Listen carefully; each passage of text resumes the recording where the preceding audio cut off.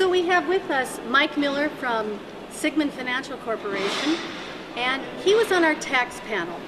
And taxes, we could spend at least a week to fully understand all the different aspects of what we need to know to sell oil and gas with taxes. But we tried to condense it into about an hour, and many of our questions, but surprisingly not all of our questions, had to do with taxes.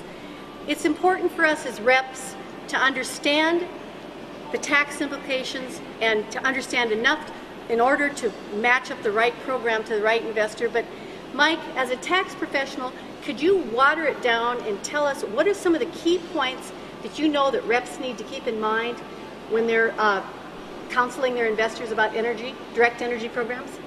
Sure, Divina. First of all, with respect to oil and gas investments, the most important thing, even though we're going to talk about tax benefits, is that it's a non-correlated investment to the financial markets. In other words, it's not related to the stocks or the bonds or the other types of financial assets your investors might have. The second thing with respect to the oil and gas investments is that most of these investments are for accredited investors only who have either income of $200,000 or joint income with their spouse of $300,000 or $1 million of net worth exclusive of their home. And therefore, from a planning perspective, as Divina alluded to previously, you want to match the appropriate program with the client's situation. It's helpful to get a really good idea of what the client's tax situation is by getting a copy of the tax return. Engage the client's CPA so you can understand all the pitfalls that there might be with respect to presenting an oil and gas investment. And with respect to knowing your client and knowing the information surrounding about that client, this will result in a much better opportunity from an investment perspective. So I think some of the things that we really hit on in our sessions was, how do you start that conversation with that CPA? And one of them is, let them know it's illiquid. Let them know that the tax benefits are there, but they need to be matched up. And what were some of the other things that you start up that conversation with the client via the CPA? Get that Sure. CPA involved. Sure. How do you start that conversation if you've got the CPA that's maybe, let's say, viscerally negative towards oil and gas? What do you do to get them over that hurdle? It's a great question. And partly it has to do with, as I alluded to, the most important thing is this is a separate asset group outside of those financial assets.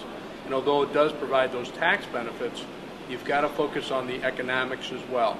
The one issue most tax practitioners are going to comment on is whether or not the program has returned the investor's capital back.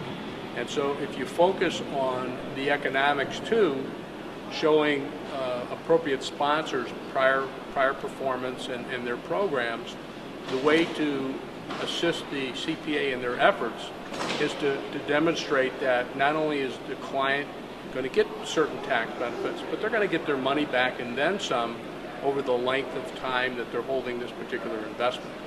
A second thing is, just like anybody else that files their tax return, they realize that where they could save taxes once they file the return, which typically is by April 15th. Unfortunately, too many people start doing tax planning after October 15th, which is when the final due date is due of individuals' returns, or the traditional CPA who's more reactive just really has the client come in to make sure that there was enough taxes withheld that was paid into the government to avoid any of the penalties. But really the best way to assist the client in that effort with the CPA is to present it early on as a concept and start the conversation once that client has filed their current tax return. And so taxes are an important part of oil and gas, but I think what we stressed over and over in our 4 hours was, don't let the tax tail wag the dog. And even though the tax benefits are very beneficial, it's very important to educate. If that means going down to the bookstore, reading about oil and gas, getting onto the websites, and understanding the various aspects of oil and gas